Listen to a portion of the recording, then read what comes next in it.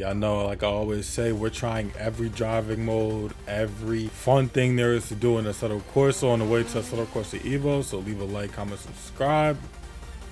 Today we're here on the Kina downhill, and as you guys can see, we are trying Initial D. I have the whole Initial D HUD set up. I have an AE86. Now to get the perfect AE86, the white and black one, there's only 2 of them, and you'll be waiting all day for them. So we're trying Toge for the first time. I tried it one other time early on in my channel, but we didn't really get too deep into it. So we're gonna get a couple runs in today and see how good of a Toge driver I am. The last time I tried did not go too well, I swear. I don't know what's so hard about Toge and Assetto Corsa, but to me this seems to be the hardest driving style in Assetto Corsa. For me, even harder than drifting. So we do have everything up here from an arcade style Initial D game. I'm sorry, bro. I know that was my fault. Only thing I couldn't get working is the map. The regular track map for Assetto Corsa works, but we're gonna take this slow and we're gonna try to make it down the whole mountain. So let's switch to first person and see if it's any easier. I don't know if it will be, being on the right side of the car. But like I said, we're going to leave a link to everything in the description down below. And I don't know, if you guys give me some tips on driving Toge, please. It's never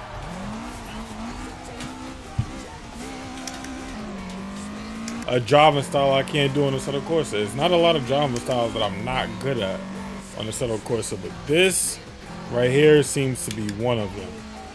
The car physics are way different than drifting, but this is the reason you guys never seen me try Toge on the channel. Shout out to the person that commented, have I ever tried Toge? And the answer is yeah, once, and it didn't go too well. So now we're back to revisit it while we still have the time and while the game is still here in the live. First person is definitely easier than third person. But me personally, I never really watched Initial D. It was always one of those things where you saw the downhill driving, the driving style, the car, but I never knew what it was called. And then a couple years ago, I learned that it was Initial D, and I watched some of it. I'm not gonna lie, I was late to the party. I watched it, and it's definitely a good show. Definitely a good show that I overlooked when I was a kid. Oh wow, we overshot that one big. But yeah, like I said, just leave some tips in the comment section down below. Do they drive fast down these hills, or is it all about being technical and keeping up your speed, taking the shortest amount of distance? Because I can't go any faster than what I'm doing right now. Maybe if I was in the drift version, I could slide the back end around a little bit. But like I said, we're going to give this some practice. And we're going to try to make it all the way down the hill before we restart this time. Just so I can show you guys the full track. This is a Kina downhill. I don't understand how they do it so cleanly, bro. I really don't get it. Let's try to see what this next guy does. He's in a Miata, bro. Miata seems like the perfect car for mountain driving. It's so small. Okay, so he's going much slower than I am. Way slower. Just because I feel like the turning radius on this is not the greatest. But this is the end. You come down here to this little parking lot section.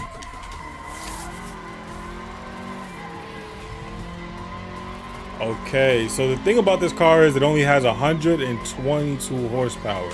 So when you get it going, you really want to keep it going. It's more about consistency and less about getting up to a high speed, really. But as you can see, we have our boost gauge over here to the right. We have our miles per hour, our gear, and a drift mode. The light comes on when you drift, bro. It's crazy. Now, the only reason we don't have our boost gauge working, though, is because this car does not have any turbo. It doesn't have any turbo. But you guys should come check out these servers. It's definitely a lot of people in here. All these cars you see behind me are real people. And let's see if I got any better than this. I have Boomer Bempson behind me.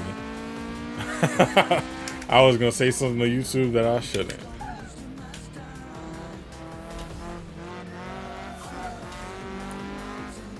Now I know you're supposed to keep, well, like unspoken rules is you're supposed to keep to one side so somebody can pass you if they're a faster driver than you. But I have no idea. Oh, that was clean. That was clean. Our second run is starting off good. But like I said, I have no idea how we're supposed to be tackling this. So yeah, you guys let me know, should we try more Toge? Are you guys into initial D? Is this too boring for you, or do you guys like Toge yourself in Assetto Corsa? I'm sorry I can't be driving faster. Our skills just aren't there yet. Our skills just aren't there yet. Bro, you can go around, bro.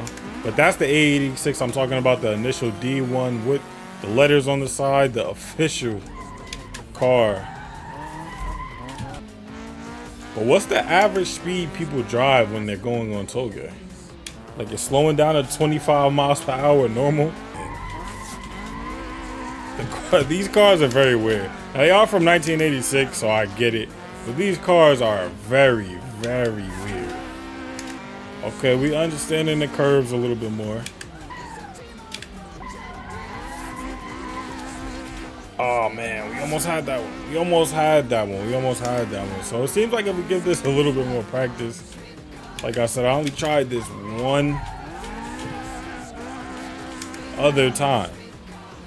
So now I'm gonna try to like it. I'm gonna try to focus and get you guys a good run. Obviously, we want to be driving with other people here.